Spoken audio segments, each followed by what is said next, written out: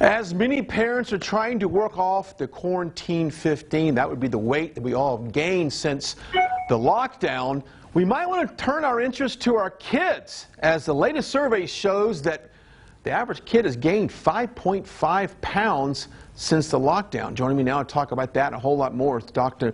Jason West. All right, I'll start with this. I know I've gained my quarantine 15, but it looks like I better turn my attention to my kids, right? Well, you're not alone in exactly what we talked about.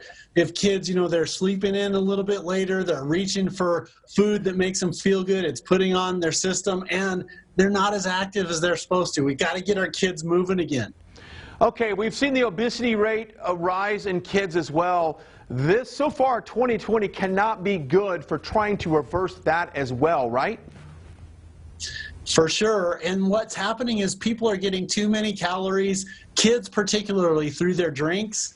They're not getting the fiber and the cellular stuff that they need out of the plants and vegetables because everybody's off their schedule and it's putting pounds on everybody. We got to get kids to move. We got to get them out of the house. We got to get them out in the air. Do you think a lot of these kids are eating more because they're stressed out? They're not going to school. Obviously, they watch the news. They see what's going on in the world. What kind of psychological toll does it play on the kids, and that's why they're eating more? Well, number one, I think it's boredom, number one. And then number 1A is stress. I mean, so many times people are eating because, well, what else am I going to do? Like, I'm not going to school. I'm not doing my normal routine. I can't be in sports right now. Well, I'm just going to grab, Oreo. I'm going to grab some Kool-Aid. I'm going to grab something. And it feels good because it helps so many of those receptors, but it's not healthy. We got to get kids out and moving again.